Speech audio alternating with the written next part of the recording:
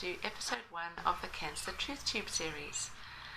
I am Dr. Janey, and I invite you to join me on this journey in which I'll be sharing many insights, understandings and information surrounding the subject of cancer, much of which is seldom shared, and yet knowing it will make all the difference in empowering yourself and your loved ones, both in preventing cancer and healing from it. Now, I consider cancer one of the most misunderstood diseases in modern times.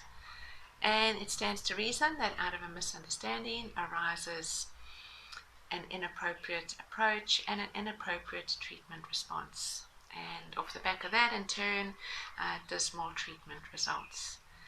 Now, what are we referring to when we say dismal?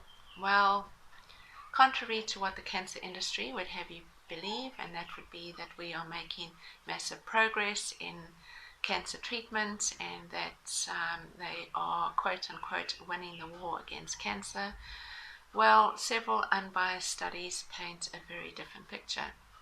In fact, to quote one of the most substantial unbiased studies that was conducted by the Northern Sydney Cancer Centre in Australia, and the results of which were published in the Journal of Clinical Oncology.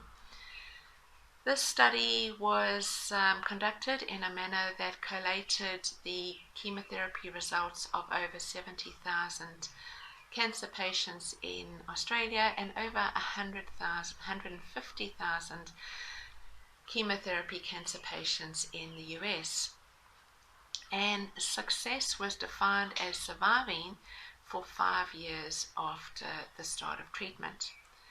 And the success results of the study were as follows: 2.1% in the US and a slightly better 2.3% in Australia. Now, of course, results like this say nothing of the quality of life experienced by those patients undergoing this treatment during those 5 years, and it also says nothing of the health status at the 5-year mark. And incidentally, a couple of common cancers, breast cancer and colon cancer, do not even rate as high as 2% in terms of their success. Breast cancer in the US had a success rate of 1.4% on chemo, and colon cancer had a success rate of 1%. So I think it's fair to say that these results are spectacularly disappointing. Now, those are results from treatment.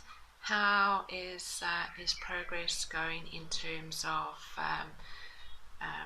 incidence of cancer diagnoses? And again, the progress is dismal. In fact, in the current time, 2017, the risk of the average person being diagnosed with cancer is approaching a 1 in 2. So, by all accounts, we are dealing with a cancer epidemic in the current times. And whenever something is not working, I always like to go back to the quote by our learned friend Albert Einstein, who defined insanity as doing the same thing again and again and somehow expecting different results. Well, we've been following this approach to cancer, the big 3: surgery, chemo and radiation, for the last 50 years, and yet the results speak for themselves, and clearly this is simply not serving humanity. And so if we are serious about achieving a long-term real results in the cancer industry, and let me say at this point that we are not waiting for a cure, we have all the answers now.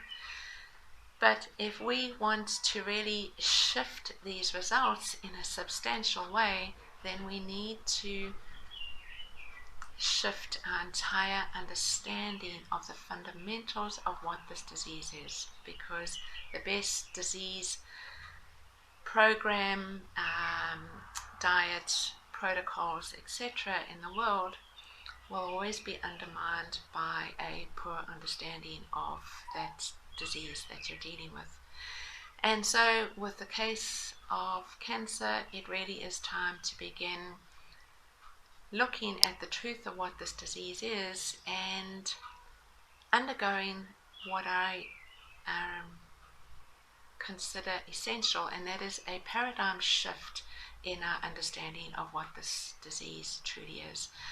And in doing so, peeling away many of the myths and misconceptions that are pervasive in the modern times, and looking at what I refer to as the eternal truths of cancer. These are truths that are as real, or were as real 2,000 years ago as they are today, and will continue to be as true for us in 2,000 years to come.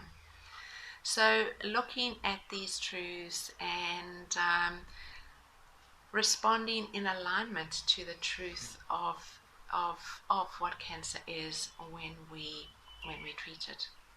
And it is only when we do this then that we can really offer real and long-standing results to cancer patients and to humanity at large in terms of prevention. So join me in the next few weeks as we undertake this journey in shifting our paradigm, shifting our understanding of the truth of cancer, and in doing so, shifting our entire perception of what this disease is.